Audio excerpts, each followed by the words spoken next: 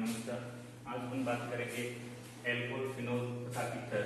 Chapter number 11 है, class 12 का, जिसमें अपने पास आता है कि ऑक्सीजन युक्त क्रियात्मक समूह वाले यौगिक। ऑक्सीजन युक्त क्रियात्मक समूह वाले यौगिकों में एल्कोहल, फिनोल, ईथर, इसके अलावा एल्डिहाइड, कीटोन और कार्बोक्सिलिक अम्ल, ये भी क्रियात्मक समूह अपने सिलेबस में। तो इस ऑक्सीजन युक्त क्रियात्मक समूह वाले पार्ट को दो भागों में बांट दिया गया है।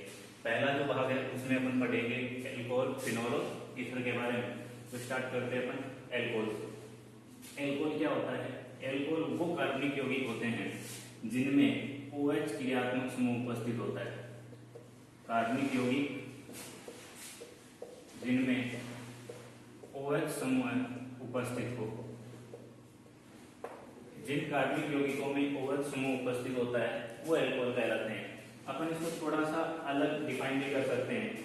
जैसे कि अपन सभी जानते हैं कि एल्केन जो है, एल्केन कार्बनिक यौगिकों में लगभग सभी कार्बनिक यौगिकों की जब अपन परिभाषित करते हैं उनको, तो उन्हें एल्केन के डेरिवेटिव मान करके, एल्केन के व्युत्पत्ति मान करके अपन परिभाषित करते हैं। तो कोई भी एल्केन है, जैसे मान लीजिए अपन बात करें सबसे छोटा एक कार्बन का एल्केन अपने पास होता है मेथेन। तो मेथेन है, CH4 एल्केन है। अगर अपन एल्केन से एक हाइड्रोजन को हटा दें और हटा करके OH समूह लगा दें तो वो क्या बन जाता है? एल्कोहल बन जाता है। यानी कि अपन इसको ऐसे भी डिफाइन कर सकते हैं कि एल्केन के हाइड्रोजन परमाणुओं का प्रतिस्थापन, एल्केन के हाइड्रोजन परमाणुओं का प्रतिस्थापन OH समूह द्वारा करवाया जाता है। OH समूह द्वारा अगर उनका प्रतिस्थापन, हाइड्रोजन परमाणुओं का प्रतिस्थापन हो जाता है एल्केन के, तो बनने वाला यौगिक क्या कहलाएगा? एल्कोहल कहलाएगा। अब इसमें अपन आगे चल के बात करेंगे कि कितने हाइड्रोजन परमाणु हटाने हैं, क्योंकि अपन जानते हैं कि OH समूह के अंदर क्या है, केवल एक ही वैलेंसी इसकी खाली है और हाइड्रोजन जिसको हटा रहे हैं उसकी भी वैलेंसी एक ही होती है। तो अपन जितने हाइड्रोजन हटाएंगे उतने ही क्या जुड़ेंगे, वहां पर OH समूह उपस्थित होंगे। तो एक या एक से अधिक हाइड्रोजन परमाणुओं का प्रतिस्थापन OH समूह द्वारा होने पर बनने वाला यौगिक क्या कहलाएगा? एल्कोहल कहलाता है। तो दो प्रकार से अपन इनको डिफाइन कर सकते हैं। इसके बाद में अपन बात करेंगे जो एल्कोहल है, इन एल्कोहलों का वर्गीकरण किस प्रकार से किया जाता है।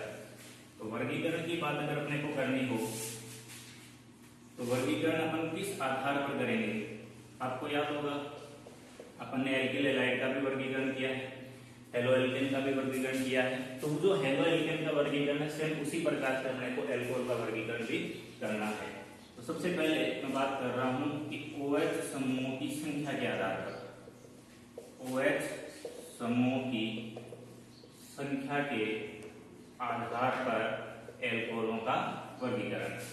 OH समूह की संख्या के आधार पर कि उस कार्बनिक यौगिक में या उस एल्कोहल में कितने OH समूह उपस्थित है, इस आधार पर अपने को वर्गीकरण करना है।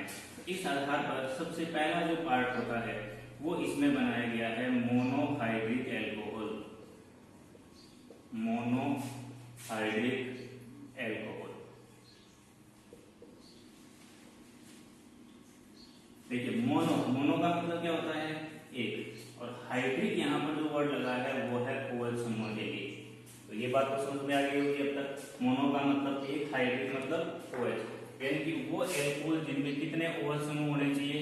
एक OH समूह उपस्थित होता है, वो क्या कहलाएंगे? मोनोहाइड्रिक एल्कोहल कहलाएंगे। जैसे मैंने अभी एग्जांपल लिखा था, CH3OH है, CH3CH2OH है। यानी कि जो OH समूह है उनकी संख्या एक होनी चाहिए। कार्बन परमाणुओं की संख्या से यहाँ कोई मतलब नहीं है, केवल अपने को क्या देखना है? OH समूह देखने हैं कि OH समूह इसमें कितने हैं। तो मोनोहाइड्रिक एल्कोहल वो होंगे जिनमें क्या होगा? OH समूह की संख्या एक होती है। अब दूसरी जो बात आती है वो आती है यहाँ पर dihydric alcohol. Dihydric alcohol, di का मतलब दो और हाइड्रिक मतलब OH समूह, यानी कि वो एल्कोहल या वो कार्बनिक यौगिक हैं जिनमें दो OH समूह उपस्थित होते हैं। तो दो OH समूह उपस्थित होने पर, जैसे मान लीजिए अपने पास यहाँ पर दो कार्बन परमाणु हैं और इन दोनों कार्बन परमाणुओं पर हमने क्या जोड़ दिए? OH समूह जोड़ दिए। तो ये क्या हो गया? दो OH समूह उपस्थित हैं, तो इसको अपन क्या बोलेंगे? Dihydric alcohol.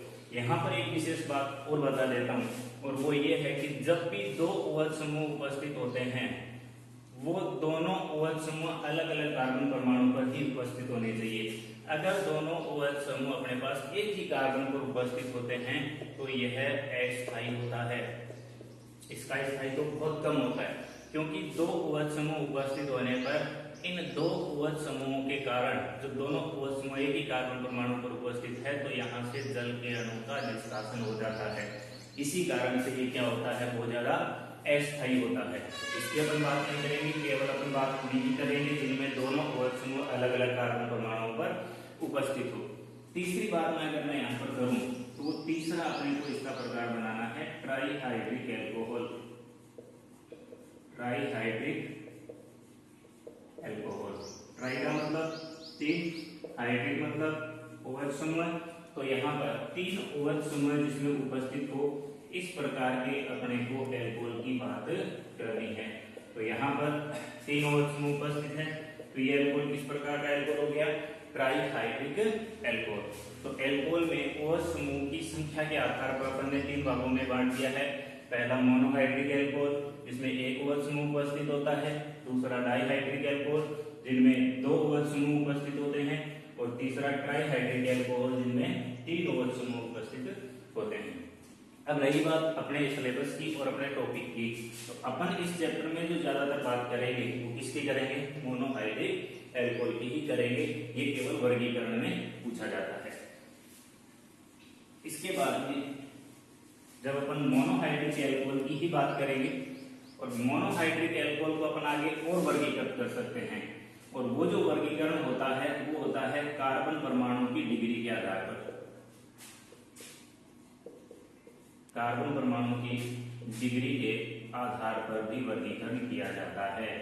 कार्बन परमाणु की डिग्री के आधार पर ये बात बहुत ही जनरल सी बात है, बेसिक सी बात है, और लगभग सभी जगह ऑर्गेनिक केमिस्ट्री में आपको इसकी जरूरत पड़ती है, कार्बन परमाणु की डिग्री। जल्दी से बात कर लेते हैं कार्बन परमाणु की डिग्री कैसे। देखिए, जब भी कोई कार्बन परमाणु आपस में जुड़ते हैं और जुड़कर एक लंबी श्रृंखला का निर्माण करते हैं, जैसे मान लीजिए मैंने बहुत सारे कार्बन परमाणु जोड़ दिए, जोड़ने के बाद मैंने इस पे यहाँ भी कार्बन जोड़ दिया, यहाँ भी कार्बन जोड़ दिया, यहाँ भी कार्बन जोड़ दिया। अब ये कार्बन परमाणु जुड़े हुए, इन कार्बन परमाणुओं की डिग्री अपने को देखनी है। तो वो कैसे देखा जाता है कि कोई भी कार्बन है, जैसे मैं एक कॉर्नर वाले कार्बन को ले लेता हूँ, कोई भी कार्बन है वह आगे कितने कार्बन परमाणुओं से जुड़ा हुआ है वो इसकी डिग्री है। जैसे ये कार्बन आगे एक से जुड़ा हुआ है तो ये कार्बन आपका 1 डिग्री कार्बन है। इसको अपन हिंदी में प्राथमिक कार्बन भी बोलते हैं। उसके बाद में जैसे मान लीजिए ये 1 डिग्री हो गया, ये भी आपका 1 डिग्री हो गया, क्योंकि ये कार्बन भी आगे एक ही कार्बन से जुड़ा हुआ है। इस कार्बन की बात करें तो ये भी 1 डिग्री है, क्योंकि ये भी आगे एक से जुड़ा हुआ है। ये कार्बन भी आपका 1 डिग्री है और ये कार्बन भी आपका 1 डिग्री है। तो 1 डिग्री कार्बन वो होगा जो किसी एक ही कार्बन परमाणु से आगे जुड़ता है। अब आगे बात करते हैं अपन 2 डिग्री कौन सा है। तो 2 डिग्री वो होगा जो कार्बन परमाणु, देखिए ये देखिए, जो कार्बन परमाणु इधर और इधर दोनों तरफ कार्बन परमाणु से जुड़ा हुआ है, दो कार्बन परमाणु से जुड़ा हुआ है, तो ये कौन सा हो गया आपके पास 2 डिग्री या द्वितीय कार्बन। ऐसे इस कार्बन परमाणु की बात करूं तो ये भी इधर इस कार्बन से इधर इससे, यानी कि 2 डिग्री कार्बन। फिर अगर बात करें अपन इस कार्बन की, ये कार्बन देखिए कितने कार्बन से जुड़ा हुआ है, 1, 2 और 3 से, तो ये कार्बन कितने डिग्री हो गया, 3 डिग्री। और अगर मैं इस बीच वाले कार्बन परमाणु की बात करूं तो शायद बताना नहीं पड़ेगा, क्योंकि ये कार्बन कितने कार्बन से जुड़ा हुआ है, 1, 2, 3 और 4, तो ये कार्बन कितने डिग्री आपका 4 डिग्री कार्बन है। ये बात समझ में कि यहाँ पर कार्बन परमाणुओं की डिग्री अपने को देखनी है। अब इसी बेस पर अपने को आगे वर्गीकरण करना है। एल्कोहलों का अगर वर्गीकरण करें तो पहला सीधा ही कर सकते हैं अपन 1 डिग्री एल्कोहल। 1 डिग्री को अपन क्या लिख सकते हैं, प्राथमिक। अभी अपन ने बात की कि 1 डिग्री कार्बन कौन से होंगे, कॉर्नर वाले होंगे, यानी कि जो एक ही कार्बन से जुड़ा हुआ हो। अब बस उसको एल्कोहल में कन्वर्ट कर दो। एल्कोहल में कन्वर्ट करने के लिए अपने को क्या करना पड़ेगा कि जो OH समूह है वो 1 डिग्री कार्बन परमाणु पर उपस्थित होना चाहिए, 1 डिग्री कार्बन परमाणु पर उपस्थित हो। जैसे ये है। अब इसमें देखिए ये जो OH समूह उपस्थित है ये कौन से कार्बन पर है, इस पर है, और ये कार्बन आगे कितने कार्बन से जुड़ा हुआ है, एक से ही, यानी कि ये कार्बन कैसा हो गया आपका 1 डिग्री, और 1 डिग्री कार्बन पर OH समूह उपस्थित है, इसका मतलब क्या हो गया, ये 1 डिग्री एल्कोहल या प्राथमिक एल्कोहल। वो सिंपल सी बात है। ये चीज अगर समझ में आ गई तो तो ये बहुत ईजी सी बात है। इसके बाद में अगर मैं बात करूं यहाँ पर दूसरी बात करूं 2 डिग्री या द्वितीयक की, 2 डिग्री या द्वितीयक एल्कोहल, तो 2 डिग्री या द्वितीयक में क्या करेंगे, जो OH समूह अपन ने 1 डिग्री कार्बन पे जोड़ा था उसी OH समूह को अपने को कितनी डिग्री कार्बन पे जोड़ना है, 2 डिग्री कार्बन पर। जैसे ये देखिए, अब यहाँ पर ये जो OH समूह है ये किस कार्बन पर है, इस बीच वाले पर है, और ये बीच वाला कार्बन इधर और इधर दोनों तरफ कार्बन से जुड़ा हुआ है, यानी कि कितने डिग्री कार्बन हो गया, 2 डिग्री। तो ये अल्कोहल भी आपका क्या हो गया, 2 डिग्री या द्वितीयक।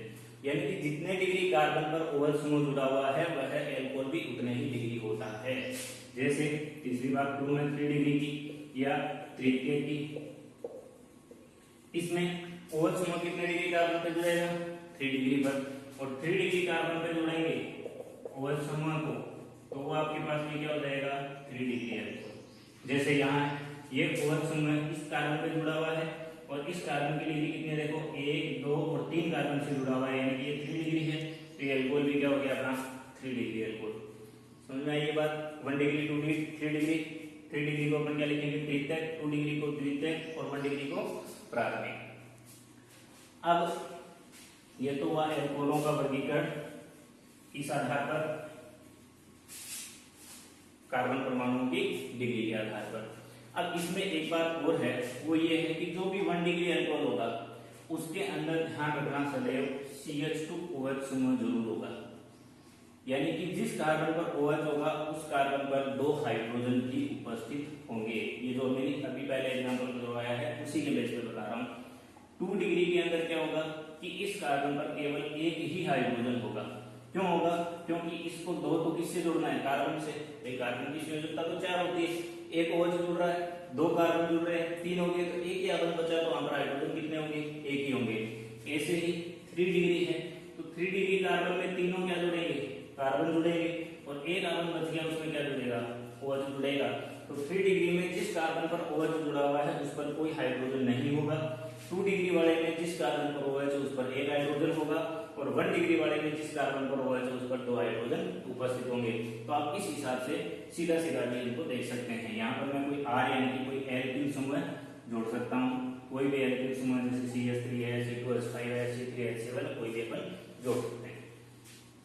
तो ये हुआ कार्बन परमाणु की डिग्री के आधार पर एल्कोहलों का वर्गीकरण, 1 डिग्री 2 डिग्री और 3 डिग्री, यानी कि प्राथमिक, द्वितीयक और तृतीयक। इसके बाद में जो अपन वर्गीकरण करते हैं वो वर्गीकरण करते हैं किस आधार पर, कि कार्बन परमाणु के संकरण के आधार पर, कार्बन परमाणु के संकरण के आधार पर, कार्बन परमाणु के संकरण के आधार पर वर्गीकरण करना है। संकरण की बात मैं यहाँ पर बता देता हूँ आपको कि एक कार्बन, अगर देखिए एक कार्बन 4 आवन बनाता है, और अगर वो चारों के चारों एकल आवन बनाता है तो चारों एकल आवन है तो उस कार्बन परमाणु का संकरण होता है sp3। अगर एक कार्बन है, एक तरफ वो डबल बॉन्ड बना रहा है और 2 उसके पास सिंगल बॉन्ड है, तो उस कार्बन परमाणु का संकरण कौन सा होगा, sp2। और अगर कोई ट्रिपल बॉन्ड वाला कार्बन है, यानी कि वो एक तरफ ट्रिपल बॉन्ड बना रहा है और एक तरफ सिंगल बॉन्ड बना रहा है, तो उस कार्बन परमाणु का संकरण कौन सा होगा, sp। ये तो हो गई बात किसकी, संकरण की। अब इसी संकरण के आधार पर अपने को यहाँ पर वर्गीकरण करना है। अपने को संकरण के आधार पर जो यहाँ से टॉपिक उठाने हैं वो ये 2 ही उठाने हैं, sp3 संकरित और sp2 संकरित। तो देखिए sp3 संकरित कार्बन, मैं ऐसे लिख रहा हूँ इसको, कार्बन तो नीचे sp3 और उस पे क्या जुड़ा हुआ हो, OH समूह जुड़ा हुआ हो। तो ऐसे एल्कोहल जिनमें sp3 संकरित कार्बन परमाणु पर OH समूह जुड़ा हुआ हो, और sp3 संकरित वाला कार्बन कौन सा होगा, जिसके चारों आवन कैसे रहेंगे, एकल आवन रहेंगे, सिंगल बॉन्ड रहेंगे। तो इस आधार पर अपने पास एक तो एल्कोहल बनता है एल्किल एल्कोहल,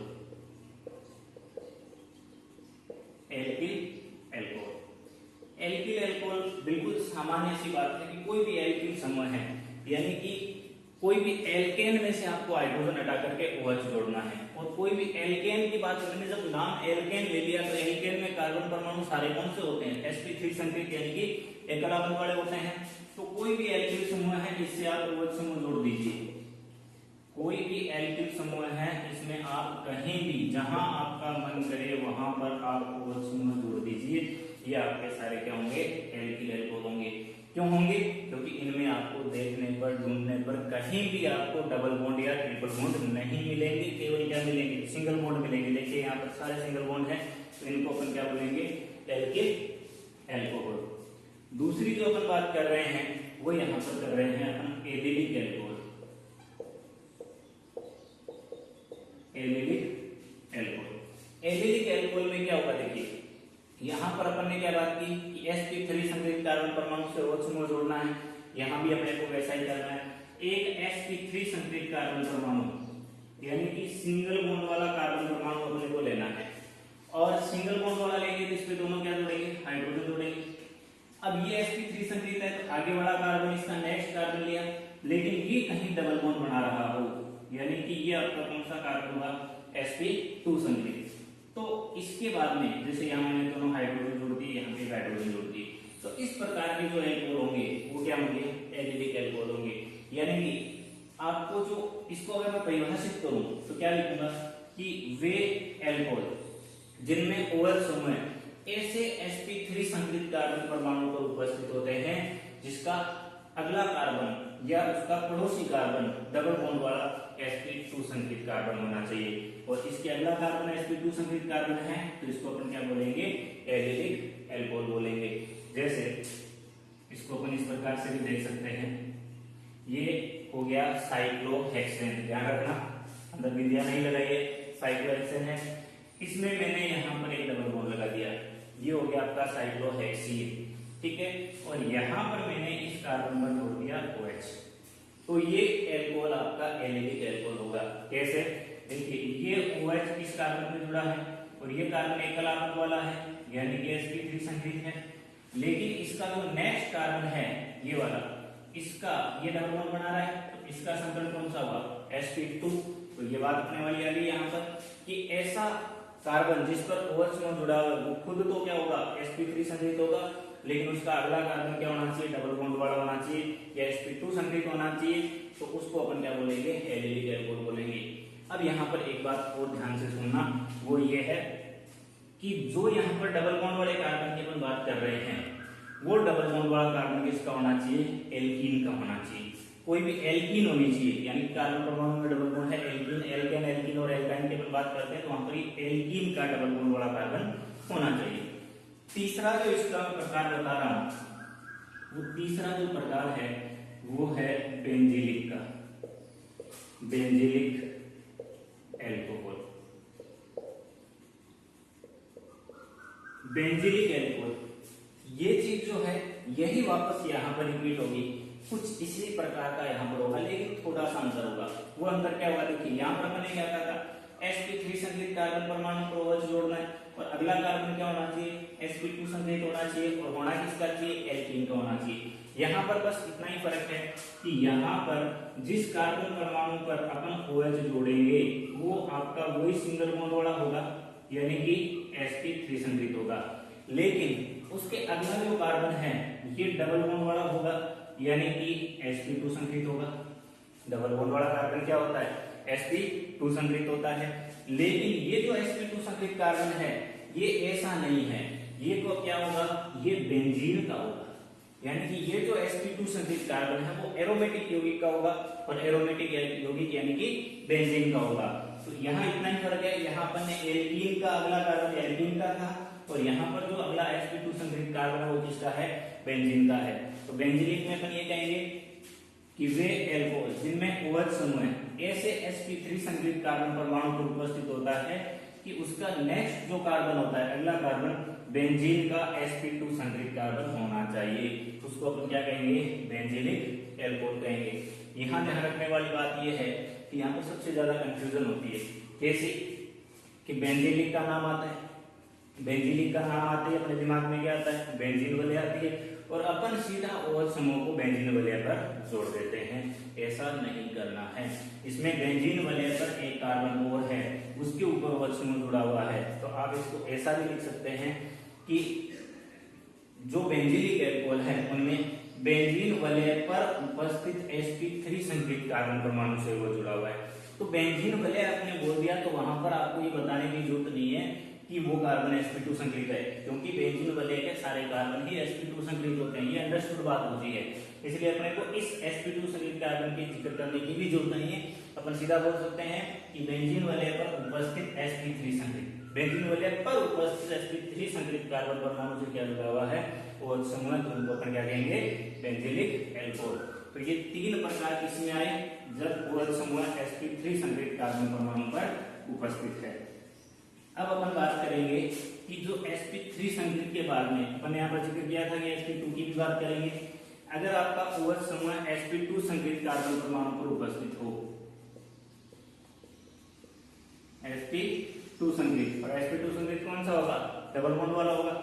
और डबल बॉन्ड वाला जो कार्बन है वो अपन ने यहाँ भी बात की थी अभी कि दो प्रकार का हो सकता है। दो प्रकार कौन से, कि या तो वो डबल बॉन्ड वाला कार्बन हो सकता है किसी एल्कीन का, और या किसका हो सकता है, बेंजीन का। तो दोनों ही चीजें करेंगे अपन यहाँ पर। तो इसमें पहला अपने पास में आता है वाइनिलिक, या वाइनिल भी लिख देते हैं, वाइनिलिक या वाइनिल एल्कोहल।